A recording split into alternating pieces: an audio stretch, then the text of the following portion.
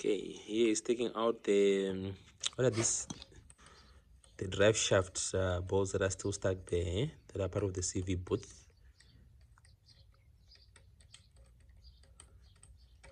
And he has put some old. He has put some old big end bearings here just to hold, so that he can take so that he can take out this drive shaft from the old gearbox, or for the gearbox that we bought that we need to put on the car. And yeah, we bought this gearbox for 8,000. It's a replacement DSG gearbox, and they're quite expensive. Some guys were charging quite a lot of money, so I just got a guy who hooked me up with an affordable gearbox. And then already he has checked if the starter can fit there. So we do have the starter there that is being fitted there. And I'm sure after taking these, you can just check. Okay, you still need to get it to bring it, take it out. So the same process.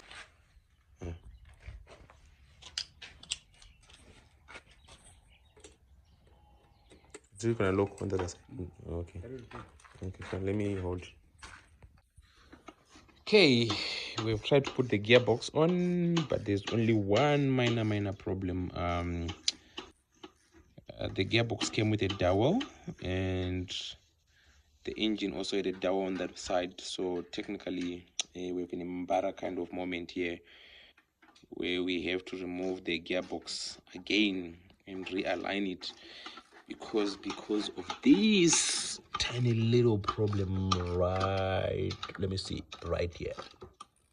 Yeah, so I don't think if my camera will show it, but there, oh, right here, there's a dowel from the gearbox, and there's a dowel right here as well.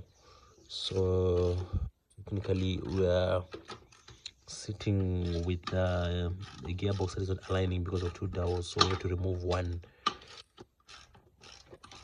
Yeah, that's quite a lot of work, but we'll see. But this is the engine, 2-liter TDI for a VWCC, formerly called Passat. So we got it, and yeah. So when you put the gearbox, there are bolts that you need to know. So for us, we're missing a few bolts because you got the engine without bolts, and also the gearbox doesn't come with bolts. So we end up buying one here, but the original bolts are like this, supposed to be like this. So this and this are almost the same. But then if you start going, you will see underneath you have to put almost the same. I don't know if you can see where the gentleman is working on there. There is also a bolt that you have to put in there, and that's a smaller one. It's different from these ones. I'll show you the size when it's putting on the other side. But here we also have another bolt here. We have got another bolt here for the gearbox as well that you have to put in. Yeah. And then also there's one more here that there's a bolt that you have to put in here. I think, let me just move backwards so they can see.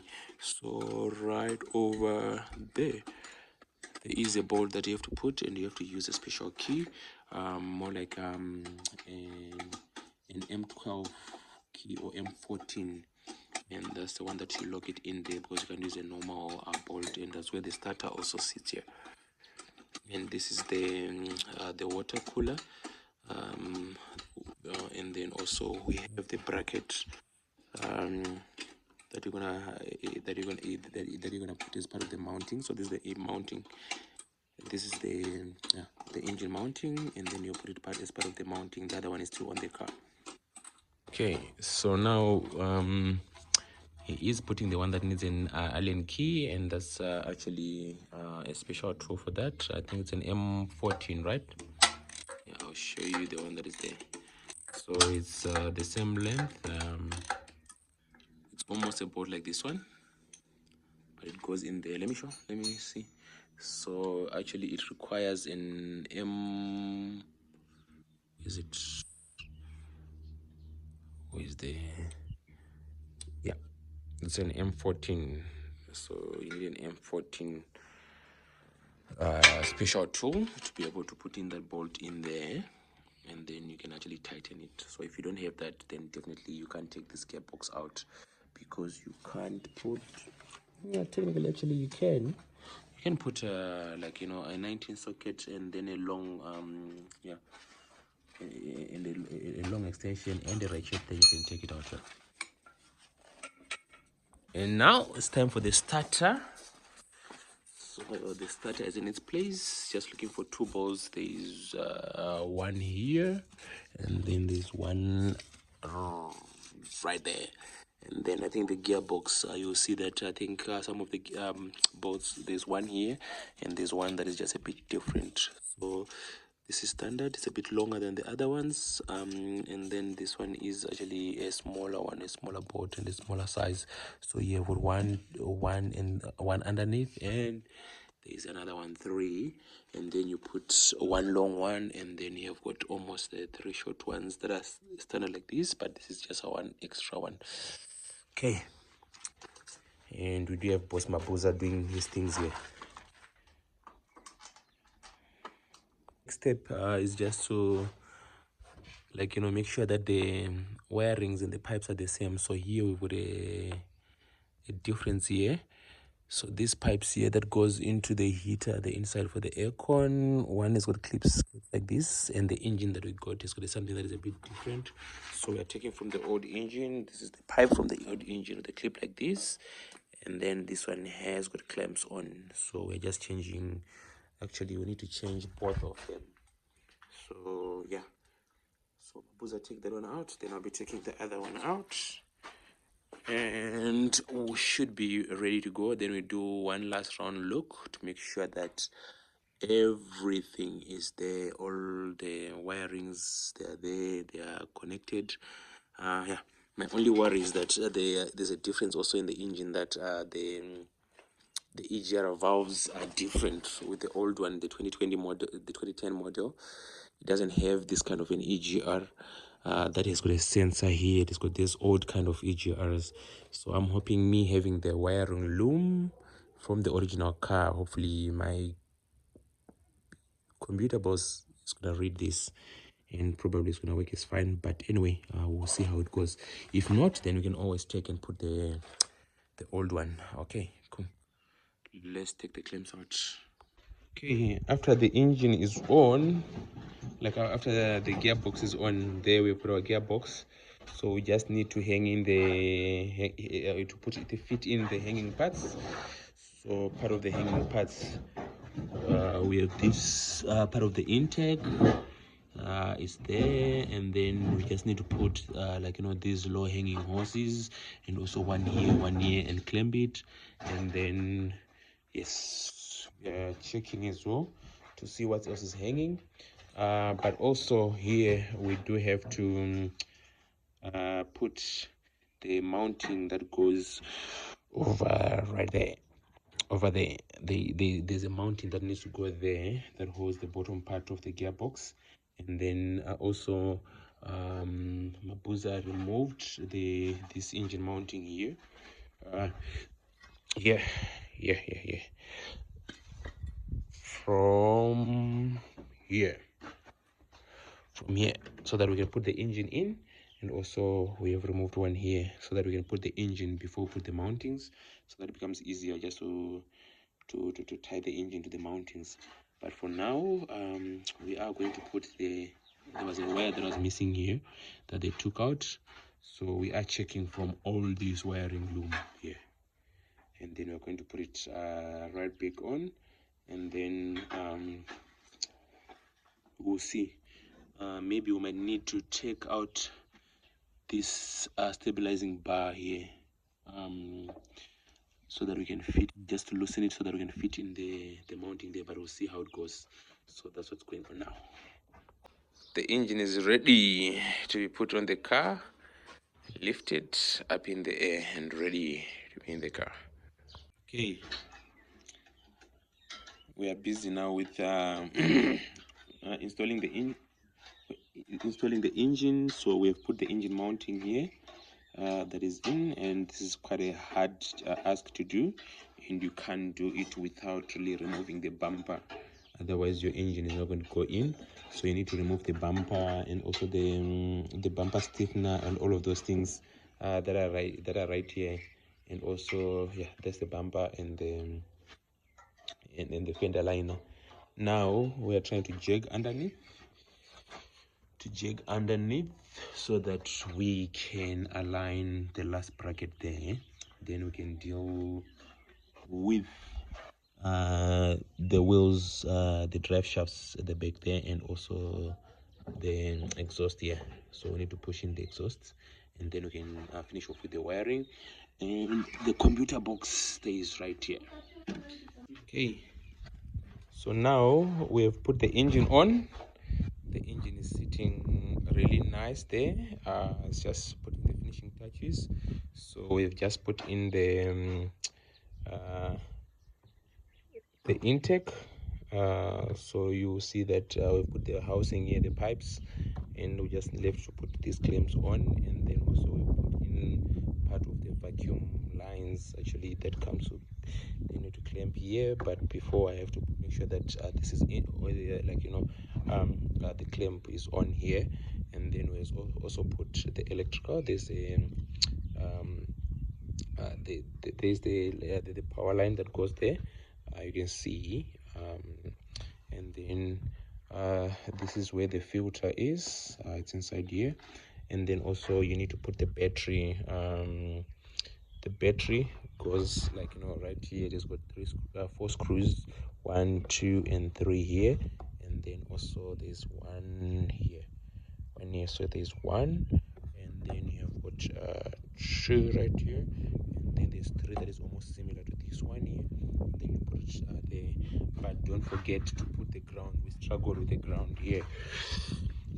There's a ground wire. I don't know if you can see it from that angle, but there is a ground wire. This one here is a bit difficult to put in or figure out. Okay, let me just check out the okay, it's difficult to put in there. You need to figure it out because it sits on the engine mounting. I don't know if you can see through here. It sits right here where I'm pointing here. So the bolt for the engine mounting is a bit different. It's a double bolt that you can put 2 nuts at it bolts to the gearbox, and then at the top there's a nut that you put a 10 nut, and that's where you put this ground here, and yeah, it starts from here. So you're making sure there's a ground between the body of your car, and then also there is ground that is linking it to the engine through the gearbox. So yeah, that's it. That's it. We've put all of the wiring. We've got the oxygen sensor for the exhaust there that we've put in, the oxygen sensor, and there is another smaller one that's actually that is connected. There's the first one and the second one that we have here. They're all connected on these 3 on these 3 pieces of the wiring loom here. So that's why you connect them on these connectors, and then you'll be done with those ones. And then the turbo is connected through this wire there.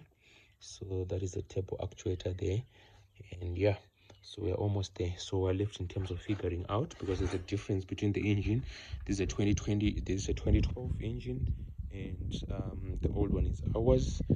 So the problem is here, the return line. Our hose is a bit our pipe is a bit too small. It doesn't reach here.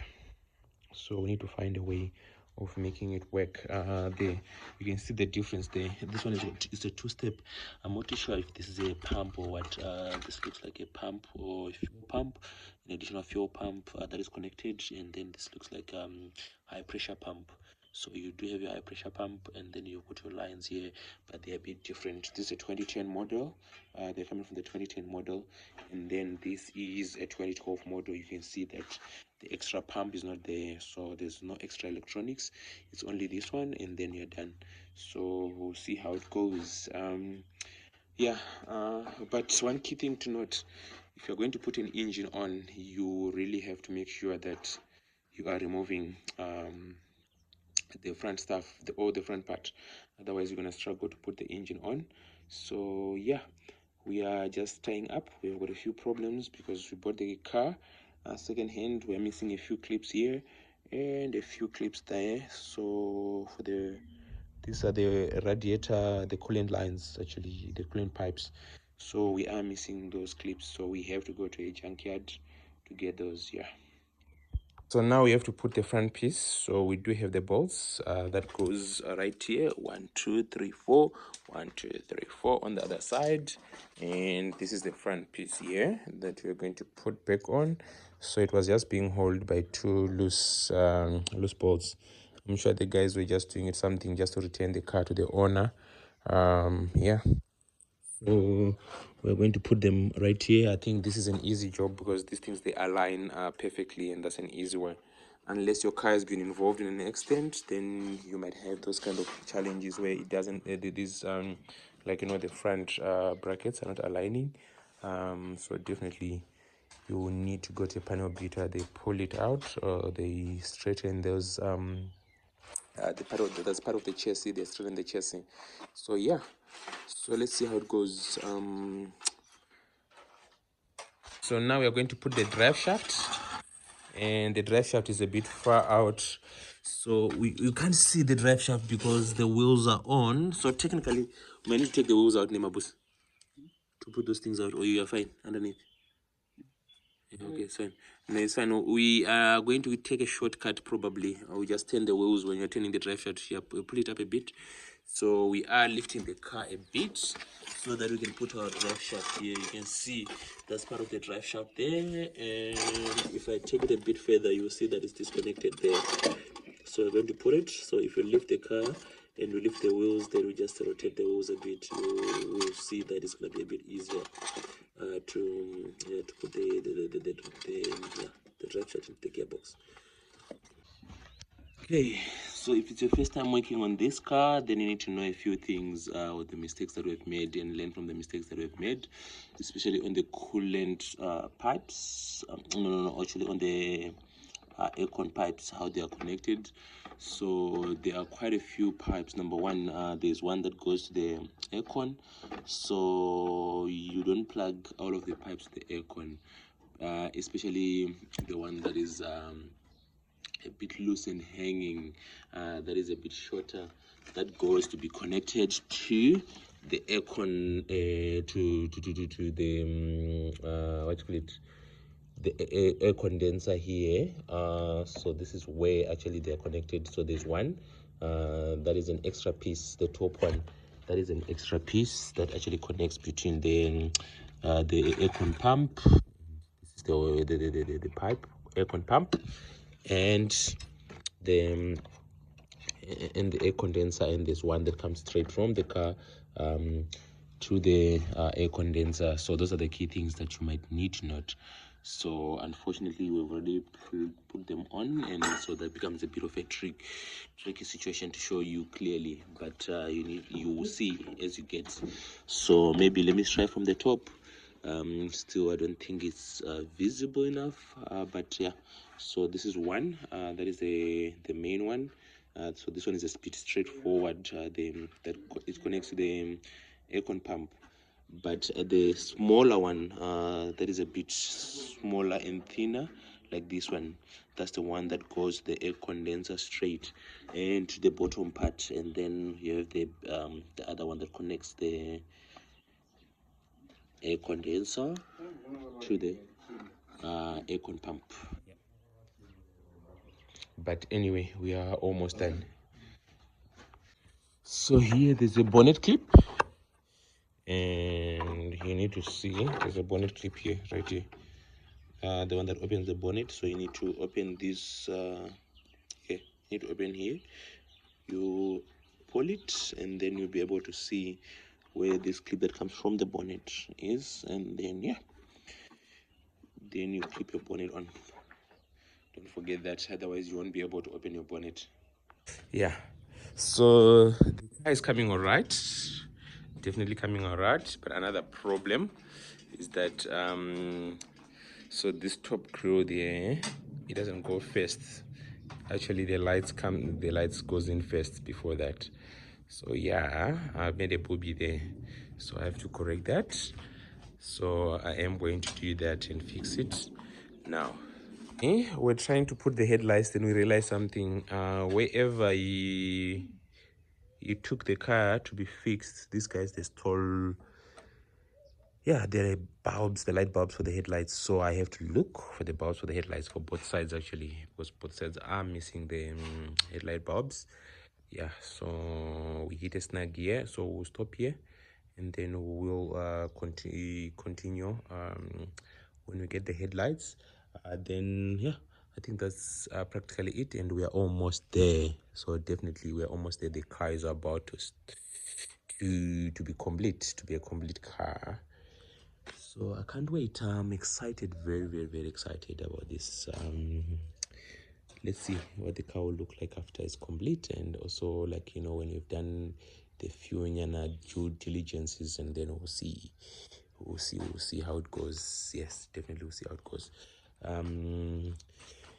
What's left? Nothing much except connecting the headlights, and just putting the radiator, clips on for the power. Then we are done, and then we can have a running car. Yeah, but basically that's it. I just connected these two wires. I don't have jumper cables, but I just want to clear the memory. I just want to clear the memory for to clear the memory for the ECU, so that when it starts afresh. I want to see which one of the ECUs that I was given is the one that is actually for this car. Is the one that is for this car, and it's the one that is working. Because when I tried to unlock the car using the key on this replacement ECU, it seemed as if it was not coded correctly, and I haven't managed to put in the other ECU. Where is it? Where is it? Where is it? Where is it? Where is it? Where is it? Where's the other ECU? Where's the other ECU? Where's that bloody thing? Yeah, I haven't managed to to check if this one is working. Looks like it has been repaired before, so that gives me some worry there whether it's gonna work or not. And yeah, and they broke it in the process.